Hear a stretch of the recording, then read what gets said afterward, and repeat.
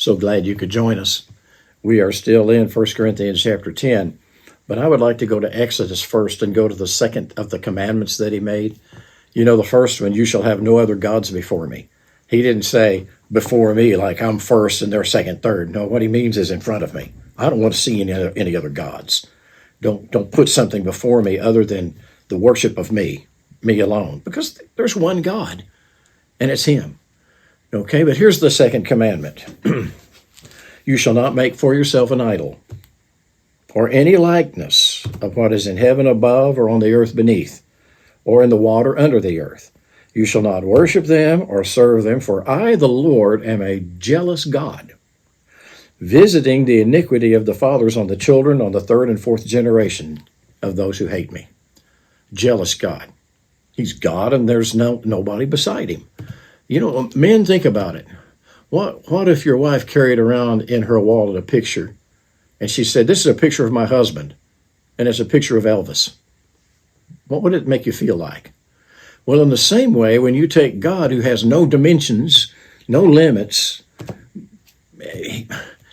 heaven is his throne and earth is his footstool is the best way to describe it, and you limit him and make him look like a calf or a Buddha, makes him angry.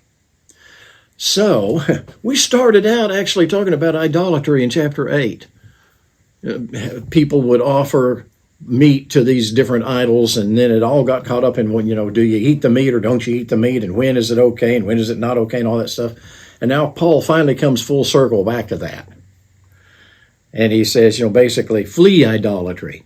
He says that in 1 Corinthians 10, verse 14. Run away from it, But listen to verse 21 of chapter 10.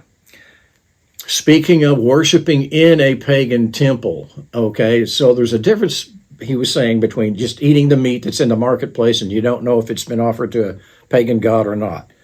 He said there's a difference between that and going in with your pagan buddies and eating meat in their temple as they worship their god. Okay, this is what he's talking about here.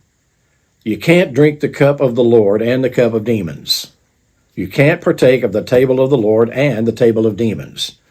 Or do we provoke the Lord to jealousy? We're not stronger than he, are we? You know what he's saying here? Commandment number 2. I'm a jealous God. I don't want to see any kind of a likeness in heaven or in earth that you're bowing down to.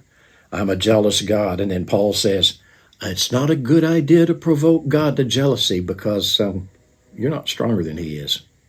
Yeah, duh. Have a great day.